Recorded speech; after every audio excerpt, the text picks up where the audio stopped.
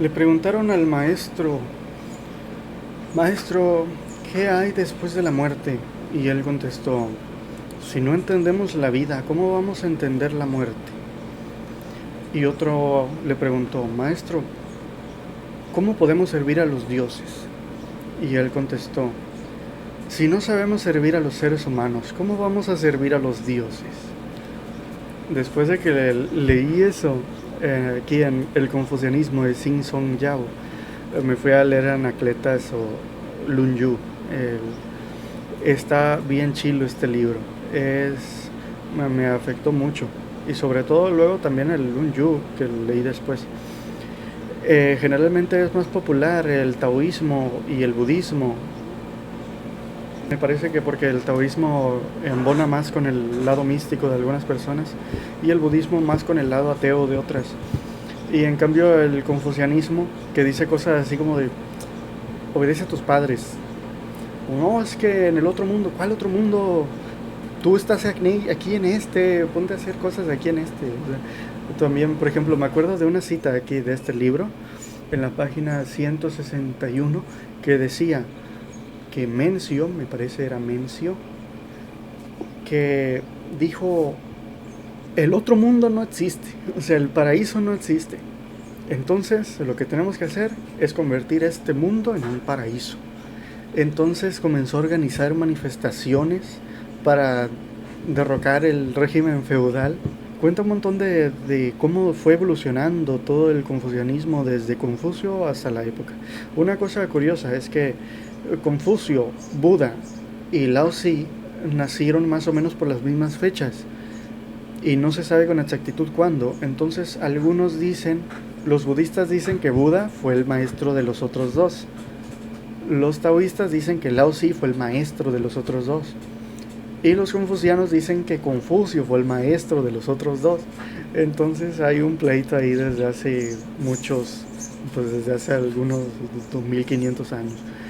Y así. También unas otras cosas interesantes. Por ejemplo, en la página 201 que decía que no concebían el bien y el mal como algo metafísico u ontológico, sino como algo, como una conducta moral desviada y nada más. Y también en la página 199 decía que no se trataba de buenos y malos, o de gente buena y gente mala, sino de gente ilustrada y gente ignorante. Y me gustó mucho eso, ¿no? Es la postura que yo tengo. Es también el argumento que da Platón en el Eutidemo 281e, que decía, no hay más bien ni más mal que el que les digo, el bien es el conocimiento y el mal es la ignorancia. Y esto porque todos tenemos la intención de ser buenos, de hacer cosas buenas. El detalle es que, pues no, por falta de conocimiento, hacemos algo malo por accidente. Siempre el mal surge por accidente, por ignorancia. Es como si todos estuviéramos en un lugar completamente oscuro y nos tropezáramos con nosotros mismos, chocáramos, nos golpeáramos por accidente con las cosas y con los demás. Y por eso la luz nos permitiría conocer el entorno, interactuar mejor con él. Por eso cada vez que alguien hace el mal no lo hace a propósito, sino que lo hace por accidente, por ignorancia. Y por eso cuanto más conocimiento tenemos, más posibilidades tenemos de hacer el bien. En cambio, cuanto menos conocimiento tenemos, más podemos hacer el mal. Y por eso es parte del confucianismo, es pedagogía, es una pedagogía, es la idea de que ya que el mal surge de la ignorancia, entonces para tener una sociedad buena, una sociedad en la que vivamos bien, tenemos que educar a la mayor parte de la población y que todos tengan el mayor conocimiento posible. Y por eso es el asunto. Y el propósito de la educación en el confucianismo es tener una sociedad de gente buena donde se pueda vivir bien. Y ese sería el propósito de enseñar. No como tal, pues es que voy a estudiar tal cosa porque quiero trabajar de esto y quiero billetes. No, no es ese el propósito de aprender, sino que el propósito de aprender es formar parte de una sociedad donde todos convivamos y nos llevemos bien unos con otros. y eso no depende de un libre albedrío, sino de la ignorancia. Todos somos ignorantes en algo, y es por eso que necesitamos unos todos de todos, porque lo que yo no sé, pues tú sí sabes, entonces tú me guías en eso y en lo que yo sé te guío y así. Esa es la idea. Por eso está muy chilo este libro. También hay unas cosas muy chilas también que decía Confucio, por ejemplo, decía que el mandato del cielo es la voz del pueblo. Y eso significa que si un régimen o un reino o una dinastía cae, es porque Dios lo quería así. Y Dios lo quería así, se expresa en que el pueblo no estaba funcionando con ese rey. Entonces, cada vez que un régimen cae o que un reino cae, cae porque no escuchó la voz del pueblo. Por eso todo régimen se mantiene porque escucha la voz del pueblo. Es algo que recuerdo mucho, me viene a la mente Moctezuma, que la gente lo agarró a pedradas. Entonces, ¿qué hay de eso, no? Fue una revolución, no fue como tal una conquista de los españoles, sino que fue una revolución acá. Fue una revolución de gente que no estaba conforme con el rey, bueno, con el Tlatoani, además de también los ataques de otras tribus, ¿no? Porque españoles eran muy poquitos. Fue una revolución que iba guiada ahí por los españoles, pero principalmente la mayoría de la gente eran los mismos de aquí, los mismos pueblos nativos de aquí, contra los mexicas de los que ya estaban hartos. Y así. Luego también hay otras cosas chilas, por ejemplo, muchos occidentales dicen que el confucianismo, igual que a veces lo dicen del taoísmo y del budismo, dicen que no son religiones. En la página 66 dice que las cosas que en Asia son religiones son mezclas de doctrina o tradición, el camino o también las leyes o principios y la política. Entonces estas cuatro juntas son lo que allá llaman religión, pero también lo que llaman filosofía. Entonces allá en Asia, filosofía, religión y política son una misma cosa, no están separadas. En cambio, acá en Occidente, es algo que también dice Alberto Bernabé en Fragmentos presocráticos de Tales a Demócrito, que dice que al principio la filosofía no se podía distinguir ni separar de la religión. Por ejemplo, Parménides, en su libro, comienza diciendo, no, pues es que miren, les voy a contar de la vez que una diosa me secuestró, me llevó en un carruaje alado hasta el sol y allí me explicó cosas que los mortales no entienden. Igual Heráclito también dice, se sentía en posesión de la verdad absoluta. Y así también, por ejemplo, es algo que también me parece que en el Gorgias, también en el Protágoras de Platón, los personajes se ponen a proponer mitos, también Platón se pone a proponer algún mito de vez en cuando.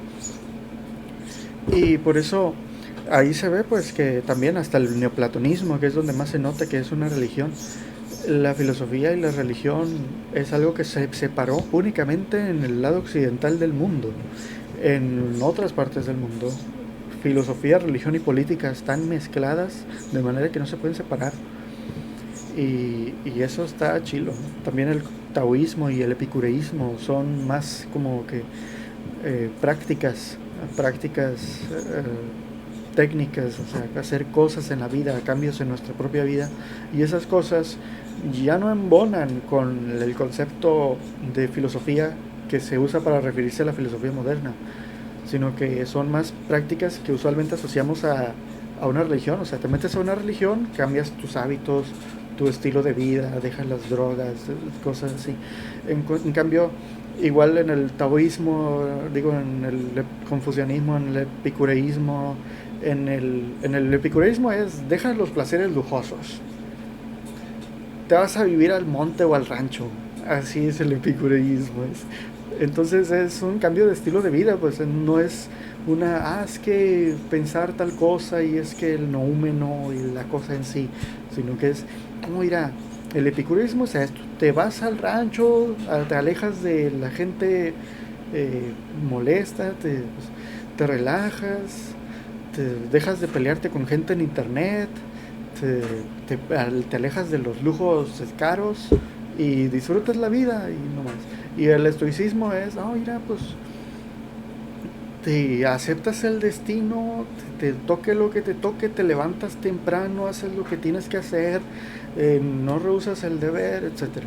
Entonces, son prácticas, igual que las prácticas de cuando te unes a una religión. Pues eso, solamente la separación de religión, filosofía y política se dio solamente en Occidente. Y a mí me parece que esa división estuvo mal hecha.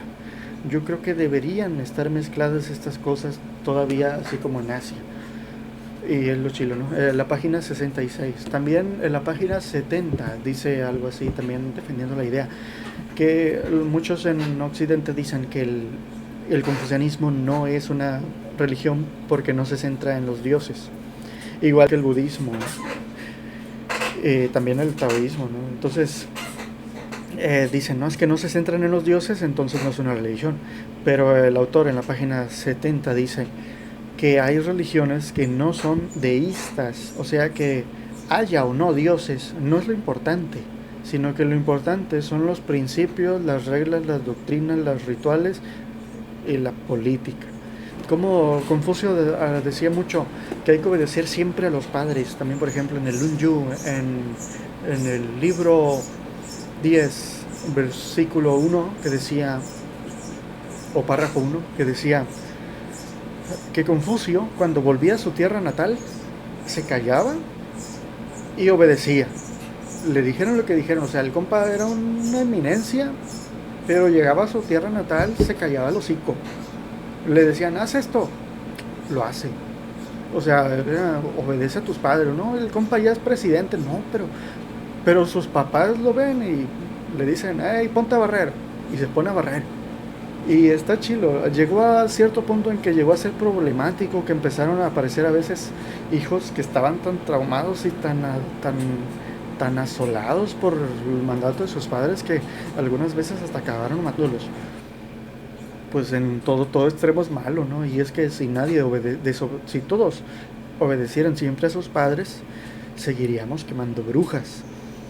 Por eso es importante pues, desobedecer a los padres también, pero una cosa chila es que solamente se da cuenta de los errores de los padres el que los obedece. El que no obedece a sus padres, pues entonces no haya sus errores y entonces va a repetir los mismos errores que sus padres.